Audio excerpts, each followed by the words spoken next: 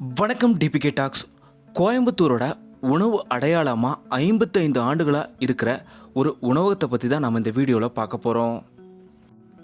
கோயம்புத்தூரோட உணவக அடையாளமாக எல்லாருமே சொல்கிறது ஸ்ரீ அன்னபூர்ணா ஸ்ரீ கௌரவ் சங்கர் ஹோட்டல் தான்.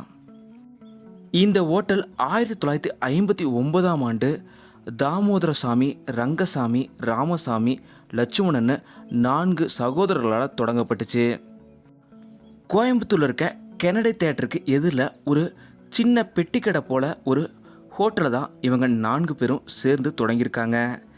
இவங்களோட உணவு தரம் எல்லாத்தையும் பார்த்த கெனடி தியேட்டர் ஓனர் இவங்களை 1960ஆம் ஆண்டு தியேட்டரில் கேண்டீனாக வைக்கிறதுக்கு அனுமதிச்சிருந்தார்.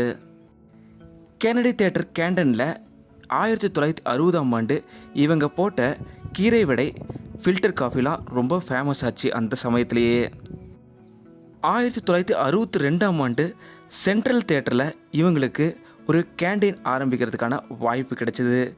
இதையும் தரத்தோட இவங்க ரொம்பவும் சிறப்பாக ஆரம்பிச்சிருந்தாங்க.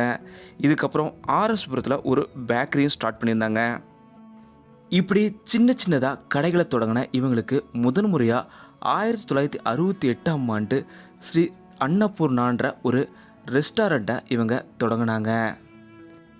இதுக்கப்புறம் இவங்க கோயம்புத்தூரில் மட்டுமே 13க்கும் மேற்பட்ட உணவகங்களை தொடங்கியிருக்காங்க.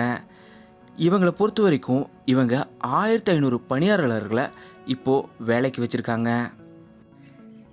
55 ஆண்டுகளுக்கு மேலே ஒரு சிறந்த உணவகமாக கோயம்புத்தூர் மட்டும் இல்லாமல் இந்தியாவிலே ஒரு சிறந்த சைவ உணவகமாக இந்த அன்னபூர்ணா உணவகமும் இருக்குதுன்றது குறிப்பிடத்தக்கது. நீங்கள் அன்னபூர்ணா உணவகத்துக்கு போயிருக்கிறீங்களா? உங்களுக்கு அங்கே பிடிச்ச உணவு எது அப்படின்றதெல்லாம் மறக்காமல் கீழே கமெண்ட்டில் சொல்லுங்கள். இந்த வீடியோ உங்களுக்கு பிடிச்சிருந்தால் லைக் பண்ணுங்கள், கமெண்ட் பண்ணுங்கள், ஷேர் பண்ணுங்கள். டிபிகே டாக்ஸ் இது நீங்கள் சப்ஸ்கிரைப் பண்ணணுன்னா சப்ஸ்கிரைப் பண்ணுங்கள். மறக்காமல் பக்கத்தில் இருக்க பெல் ஐகானை கிளிக் பண்ணிடுங்க.